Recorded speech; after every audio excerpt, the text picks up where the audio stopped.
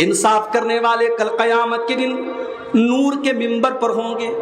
آپ نے لکڑی کا ممبر دیکھا ہوگا، آپ نے پتھر کا ممبر دیکھا ہوگا، لیکن انصاف کرنے والوں کو اللہ تعالی قیامت کے دن نور کے ممبروں پر جگہ دے گا۔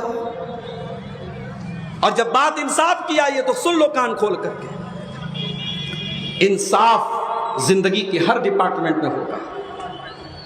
آپ باپ ہیں، 5 بیٹے آپ کے ہیں، ایک بیٹا آپ کو زیادہ محبوب ہے اور وہ اچھا بھی ہے، نیک بھی ہے، دیندار بھی ہے، آپ کی باتیں بھی مانتا ہے۔ ایک بیٹا تھوڑا نافرمان ہے، آپ کی باتیں کم سنتا ہے، دینداری اس کے اندر تھوڑی کم ہے۔ لیکن اگر آپ نے جائیداد کا بٹوارا کیا، آپ نے جائیداد کو تقسیم کیا اور ایک لڑکے کو آپ نے زیادہ دے دیا، ایک لڑکے کو کم دے دیا، تو یہ بھی بہت بڑی ناانصافی ہے اور اللہ تعالیٰ اس کو معاف نہیں کرے گا۔ ان اللہ یأمرکم ان تؤدوا الامانات الی اہلھا۔ او لوگو، اللہ تعالیٰ حکم دیتا ہے کہ تم امانت کو امانت والوں کو لوٹا دو۔ وَإِذَا حَكَمْتُمْ بَيْنَ النَّاسِ أَن تَحْكُمُوا بِالْعَدْلِ، اور جب تم لوگوں کے درمیان فیصلہ کرو تو انصاف کے ساتھ فیصلہ کرو، انصاف کے ساتھ فیصلہ کرو۔ یہ نہیں کہ کسی نے چائے پلا دی تو اس کے حق میں بول دیا، کسی نے ٹیبل کے نیچے پیسہ دے دیا تو اس کا پچ لے لیا، نہیں، انصاف کی بات کرو۔ اسلام کی نظر میں انصاف کی ویلو اتنی زیادہ ہے۔ کل قیامت کا دن ہوگا، سورج 1 میل کی دوری پر ہوگا، لوگ گرمی سے اور دھوپ سے بے حال ہوں گے۔ اللہ تبارک و تعالی اپنے کچھ اسپیشل بندوں کو اپنے عرش کا سایہ دے گا۔ ان اسپیشل بندوں میں اللہ کے نبی فرماتے ہیں سب سے پہلا انسان کون ہوگا؟ امام عادل، جو انصاف کرنے والا امام ہوگا۔ امام کا مطلب یہاں مسجد کا امام نہیں ہے، مصلی نماز پڑھانے والا امام نہیں ہے۔ امام کا مطلب جو لوگوں کا حاکم ہو، جو لوگوں کا ذمہ دار ہو، وہ انصاف کرے گا تو قیامت کے دن اللہ تعالیٰ عرش کا سایہ دے گا۔ اللہ کے نبی فرماتے ہیں ان المقسطین علی منابر من نور عن یمین اللہ۔ آپ نے صرف بیٹوں کو جائیداد دے دی، بیٹیوں کو محروم کر دیا، یہ بھی نا انصافی ہے۔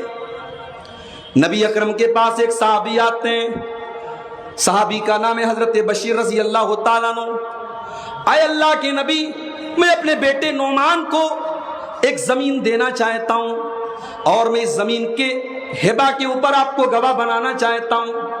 آپ نے پوچھا ہے بشیر کیا تمہارے اور بھی بچے ہیں؟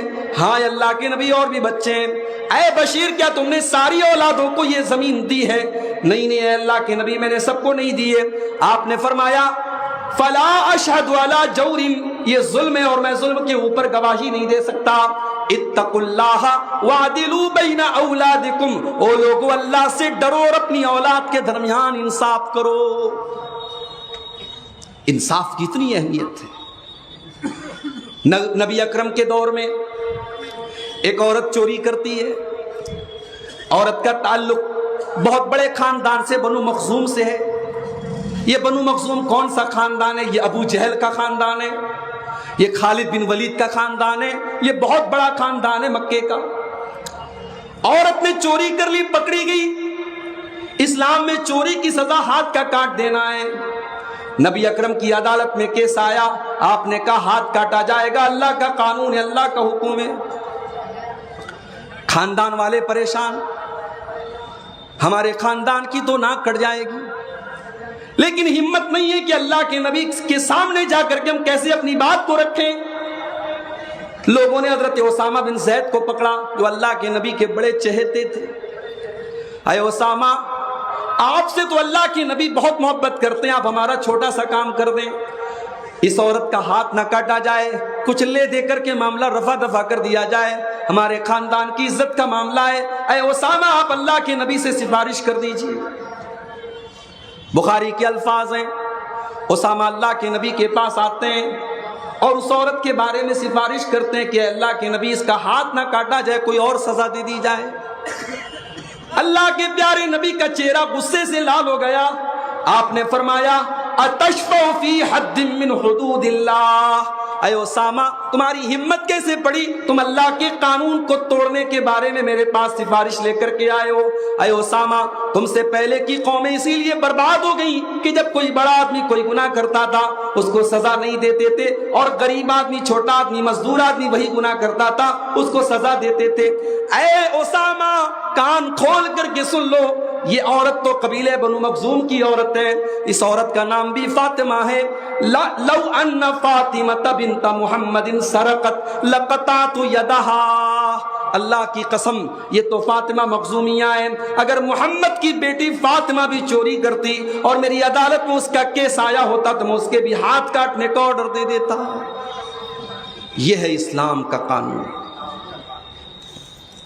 گورنر کا بیٹا بھی اگر کسی غریب آدمی پر ظلم کرے تو اسلامی عدالتوں میں فیصلہ کیا گیا اور گورنر کے بیٹے کو سزا دی گئی ہے. واقعات موجود ہیں میرے پیارے ساتھی. ان اللہ یأمر بالعدل, اللہ تعالیٰ تم کو انصاف کرنے کا حکم دیتا ہے, عدل کرنے کا حکم دیتا ہے. اچھا, عدل کا الٹا ہے ظلم. عدل کرنا جتنا ضروری ہے ظلم کرنا اتنا ہی بڑا گناہ ہے. اگر آپ نے کسی کے اوپر ظلم کیا, آپ ظالم ہو گئے, وہ مظلوم ہو گیا, اور اس کے منہ سے اگر آہ نکل گئی, اس کے منہ سے بد دعا نکل گئی, تو اللہ نے مظلوم کی بد دعا کے لیے آسمان کے دروازے کھول دیے ہیں. اللہ کے نبی فرماتے ہیں اتقوا دعوت المظلوم, مظلوم کی بد دعا سے بچو, فإنہ لیس بینہا وبین اللہ حجاب, اس لیے کہ مظلوم کی بد دعا کے درمیان اور اللہ تعالیٰ کے درمیان کوئی پردہ نہیں, کوئی رکاوٹ نہیں. مظلوم کے منہ سے اگر بد دعا نکل گئی تو وہ بد دعا ضرور قبول ہوتی ہے. کبھی کسی پر ظلم مت کرو میرے بھائی. ہو سکتا ہے آپ ظلم کر کے دنیا میں پھل جاؤ, پھول جاؤ, مگر اللہ کے ہاں ایک ایک پائی کا حساب دینا پڑے گا. ارے ہم تو انسان ہیں, جانوروں نے بھی اگر جانوروں کے اوپر ظلم کیا ہوگا تو اللہ تعالیٰ ان سے بھی قصاص لے گا. اللہ کے نبی فرماتے ہیں, صحیح مسلم کی روایت ہے, لَتُؤَدُّنَّ الْحُقُوقَ إِلَىٰ أَهْلِهَا يَوْمَ الْقِيَامَةِ, او لوگو تم قیامت کے دن ایک دوسرے کا حق ضرور دو گے, تمہیں دینا پڑے گا. حَتَّى يُقَادَ لِلشَّاةِ الْجَلْحَاءِ مِنَ الشَّاةِ الْقَرْنَةِ, اگر سینگ والی بکری نے بغیر سینگ والی پر اتیاچار کیا ہے, ظلم کیا ہے, تو اس سے بھی قصاص لیا جائے گا. دنیا میں ہم نے کسی کا پیسہ مار لیا تو دنیا میں پیسے کے بدلے پیسہ چلے گا. کسی کی زمین ہتھیا لی, زمین کے بدلے زمین چلے گی. دنیا میں کسی کو گالی دے دی, معافی مانگ لے. آخرت میں تو کرنسی نیکی اور گناہ ہوں گے میرے بھائی. وہاں کرنسی کا ایکسچینج نیکی اور گناہ سے ہوگا. ہم نے اگر کسی پر اتیاچار کیا اور ظلم کیا, ہماری نیکیاں اس کو دے دی جائیں گی, اور جب ہماری نیکیاں ختم ہو جائیں گی تو اس مظلوم کے گناہ ہمارے اوپر لاد دیے جائیں گے. تو ظلم سے بچو, اتیاچار سے بچو, انصاف کرو. اللہ انصاف کا حکم دیتا ہے. یہاں تک کہ اگر کسی کی 2 بیویاں ہیں, یہ الگ بات ہے. ہندوستان کے ماحول میں 2 بیویوں کا نام لینا بھی آج جرم ہے. عورتیں تو کہتی ہیں صاحب میرا شوہر غلط کام کر لے چلے گا, لیکن میری سوتن نہ لائے, یہ نہیں چلے گا. شوہر مالی اعتبار سے استطاعت رکھتا ہے, 2 شادیاں کر سکتا ہے, مگر لوگ کرنے نہیں دیتے. کتنی بیوہ عورتیں ہیں, لوگ سمجھتے ہیں کہ ان کے گھر میں راشن پہنچا دیا تو اس بیوہ کے آنسو پوچھ دیے گئے. لوگ کہتے ہیں عورتیں تو اپنے بچوں کے سہارے زندگی گزار لیتی ہے. دنیا کا سب سے بڑا جھوٹ ہے یہ, ڈھکوسلا ہے یہ. جس طریقے سے مرد کو عورت کی ضرورت ہے, عورت کو مرد کی ضرورت ہے. 30 سال کی, 35 سال کی, 40 سال کی عورت بیوہ ہوئی, سماج میں کوئی نکاح کرنے والا نہیں. آپ نے دوسرے نکاح کو حرام کر دیا ہے, اس کو ناجائز کر دیا ہے, اور اس بیوہ عورت کے گھر میں آپ نے راشن پہنچا دیا, اس کو چند پیسے دے دیے, اور آپ کہتے صاحب ہم نے بیوہ کی مدد کر دی. نبی اکرم نے 11 شادیاں کی تھی, کبھی آپ نے غور کیا؟ 11 شادیوں میں صرف 1 بیوی آپ کی کنواری تھی, باقی 10 بیویاں آپ کی یا تو مطلقہ تھیں یا بیوہ تھیں. اللہ کے نبی یہ بھی تو کر سکتے تھے, ان کو پیسہ دے دیتے, ان کو راشن پانی دے دیتے, نکاح کرنے کی کیا ضرورت تھی بھائی؟ نبی نے امت کو تعلیم دی, समाज की ये बेवा औरतें तुम्हारे राशन के और तुम्हारे रोटी के टुकड़ों की मोहताज नहीं है, उनको भी इज्जत के साथ एक शादीशुदा जिंदगी गुजारने का हक है। इसीलिए अल्लाह के नबी फरमाते हैं, मन कान लहू इमरातान, जिसकी दो बीवियां हों, फमाल इला अहदिहिमा, अगर दो बीवियों में से किसी एक बीवी की तरफ उसका झुकाव ज्यादा है, एक से ज्यादा शादी की इजाजत है, मगर इस कंडीशन के साथ कि आपको इंसाफ करना है। अगर एक बीवी के साथ, मैंने हैदराबाद में देखा, बहुत सारे केस आए मेरे सामने, शौहर सऊदी अरब में रहता है, एक बीवी को वहां लेके रहता है, एक बीवी यहां रहती है। पहली बीवी यहां है जिसके 4 बच्चे हैं, और दूसरी बीवी कम उम्र की लड़की से शादी करके उसको सऊदी लेके चला गया। ये जुल्म नहीं है, ये जुल्म है। दूसरी शादी करें आप तो दोनों का बराबर। अल्लाह के प्यारे नबी को देखिए, अल्लाह के नबी अपनी बीमारी की अय्याम में, अपने आखिरी दिनों में, आप उस वक्त भी ये चाहते थे कि हजरत आयशा के घर में आप अपने दिन गुजारे, मगर बीवियों की आपने बारी मुकर्रर करके रखी थी। तो जब तक आपने बीवियों से इजाजत नहीं ले ली, तब तक आपने अम्मा आयशा के घर में अपने दिन नहीं गुजारे। आपने बाकायदा इजाजत मांगी, आपने ख्वाहिश का इजहार किया, और बीवियों ने इजाजत दी, तब अल्लाह के प्यारे नबी ने अपनी बीमारी के आखिरी अय्याम हजरत आयशा के घर में गुजारे। इसलिए अल्लाह के नबी फरमाते हैं, अगर किसी की दो बीवियां हैं और उसने एक के साथ अगर ना इंसाफी कर दी, तो जा यौमल क़ियामती व शिक़्क़ुहु माइलुन, क़यामत के दिन वो इस हाल में आएगा कि उसका एक तरफ का जो बदन होगा वो झुका हुआ होगा, एक तरफ का उसका बदन झुका हुआ होगा। दूर से पहचान में आ जाएगा कि ये अपनी बीवी के साथ ना इंसाफी करने वाला। तो अल्लाह ताला इंसाफ का हुक्म देता है मेरे भाई। और आगे बढ़िए, वल इहसान, और दूसरी चीज यह है कि अल्लाह ताला एहसान का हुक्म देता है। एहसान का मतलब क्या होता है? एहसान का 4 मतलब होता है। एहसान का पहला मतलब, आप जब भी कोई नेकी करें, कोई भी अमल करें, नमाज पढ़े, रोजा रखें, तिलावत करें, सदका खैरात करें, आपकी नेकी का मकसद सिर्फ और सिर्फ अल्लाह को राजी करना हो। आपने बरहेट के मदरसे में 1 लाख रुपया चंदा दिया, मकसद ये था कि मैं अल्लाह के दीन के लिए और इल्म दीन की राह में मैं ये पैसा दे रहा हूं, अल्लाह को राजी करना है, तब तो आपकी नेकी अल्लाह के यहाँ कबूल होगी। और अगर मकसद ये है कि समाज और गांव में मेरी तारीफ और मेरे चंदे का नाम लिया जाए, तो ये इखलास के खिलाफ है। एहसान का ये पहला मतलब है कि आपके अंदर इखलास हो। इसीलिए अल्लाह के नबी ने एहसान का मतलब बयान करते हुए फरमाया, अंताबुदल्लाह कान्नका तरा, जब तुम अल्लाह की इबादत करो तो इस तरीके से करो जैसे तुम अल्लाह को देख रहे हो। फ़इन लम तकुन तराहु फ़इन्नहु यराका, अगर तुम अल्लाह को नहीं देख पा रहे हो तो ये समझो वो तुमको देख रहा है। आजकल तो नेकी करके फेसबुक पर डाला जाता है। कितनी गरीब औरतें हैं, उनके घर में राशन दिया जा रहा है, 200-500 रुपए का राशन देकर के उस गरीब की इज्जत को तुम नीलाम कर रहे हो। भाई एक जरूरत होती है, चलो भाई बाहर से कोई फंड आया तो उसको फोटो खींच करके जिसने डोनेट किया है डोनर को फोटो दे दिया गया, तो वो तो जरूरत समझ में आती है कि चापाकल लगाया गया, हैंडपंप लगाया गया, मस्जिद बनवाई गई, मदरसा बनवाया गया, उसका फोटो लिया गया। हालांकि उसमें भी बड़ा घपला हो रहा है। सुना कि एक हैंडपंप पर 10 बार पेंट हो रहा है, एक बार ग्रीन, एक बार रेड, एक बार ब्लू, एक हैंडपंप का 10 बार पैसा मंगाया जा रहा है। अल्लाह रहम फरमाए।